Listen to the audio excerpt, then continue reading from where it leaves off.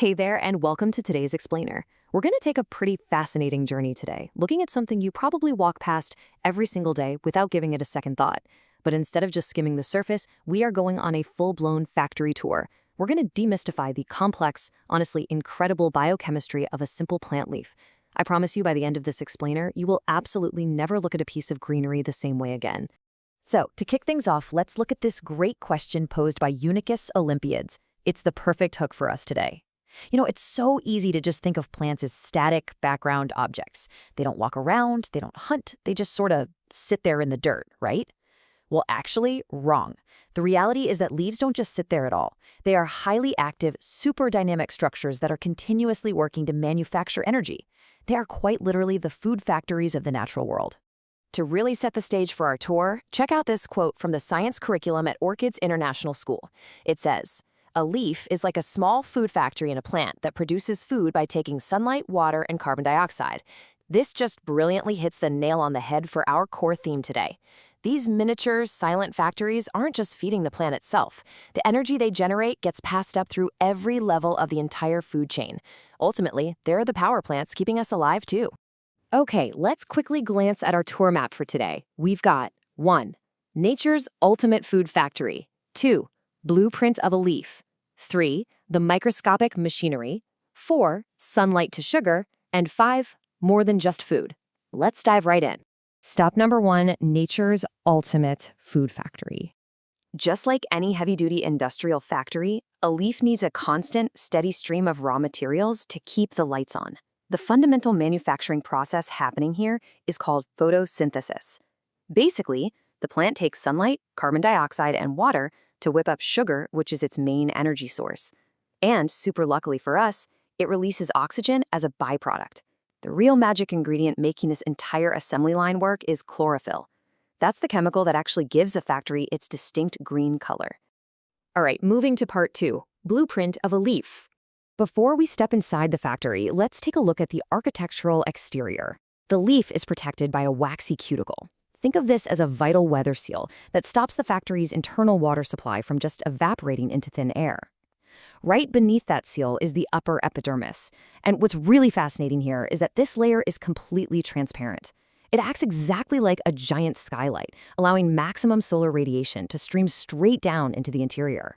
So what are the structural beams holding this whole thing together? Well, the petiole is the main backbone connecting it all to the stem. Then the midrib runs straight down the center for structural support. You've got the veins. This is the heavy-duty internal plumbing system carrying all the water and nutrients. The lamina, or the blade, acts as the actual flat solar panel, angled to catch the most sunlight. And finally, the apex is the tip, with the stipules sitting right down at the base. Every single part is highly optimized for manufacturing. Let's zoom in a bit for section 3, the microscopic machinery. Passing down through that transparent skylight, we enter the mesophyll. This is the real microscopic machinery on the factory floor. Now, every factory needs shipping and receiving doors, right? For a leaf, those are the stomata. These are tiny pores, mostly located on the underside of the leaf, and they handle all the vital gas exchange. Carbon dioxide gets shipped in, oxygen gets shipped out. But these doors operate on a very strict schedule. During the daytime shift, the stomata are thrown wide open, bustling to take in as much CO2 as possible while the sun is shining. But at night, when the solar power drops off, the factory immediately shifts into conservation mode. The stomata close up tight, which drastically reduces transpiration. That's the loss of water vapor. If a plant lives in a dry, arid environment, this ultra-conservative night shift is literally a matter of life and death. You might be wondering, how do these microscopic doors actually open and close? Well, they're operated by specialized structures known as guard cells. For every single stomatal pore, there are 2 of these guard cells.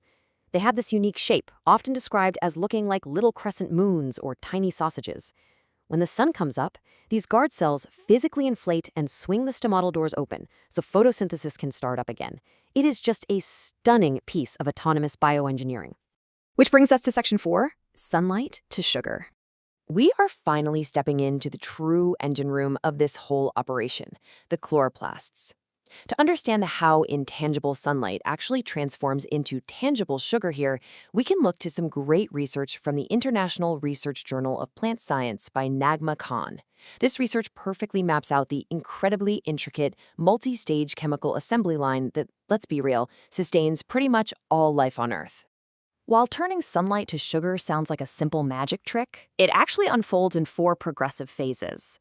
First, light absorption sparks inside the thylakoid membranes. This triggers step 2, photolysis, which literally splits water apart. That sudden burst of energy kicks off an electron transport chain, which finally feeds into the Calvin cycle. And that's the actual machinery that synthesizes the final glucose product. It's a real biological domino effect. I want to pause on step 2 for a second, because it is absolutely crucial.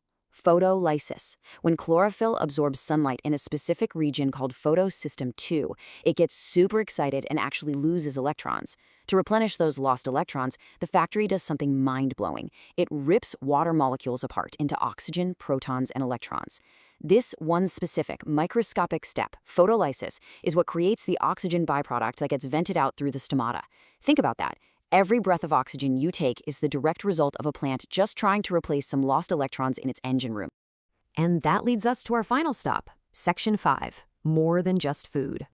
Zooming back out to the macro level for a minute, we can see this factory does way more than just make food. Sure, we have photosynthesis and gas exchange, but there's also transpiration. By evaporating water out through the stomata, the leaf creates a vacuum. It acts like a massive pump, pulling water and nutrients all the way up from the roots deep in the soil. And in plants like cacti, these multi-purpose facilities even adapt to act as specialized long-term water storage tanks. They're the whole package. To wrap up our explainer today, I want to leave you with a pretty provocative thought, inspired by some research highlighted in Biotechniques. We have just spent this time exploring how heavily reliant this entire factory is on solar radiation. But if we can fully map out and truly understand this intricate assembly line, could we one day replicate it? Could we actually engineer plants to photosynthesize and grow in the pitch dark, completely without sunlight? It challenges everything we know about nature's ultimate factory. And honestly, it's a thrilling frontier for science. Thank you so much for joining me on this tour today, and as always, keep exploring.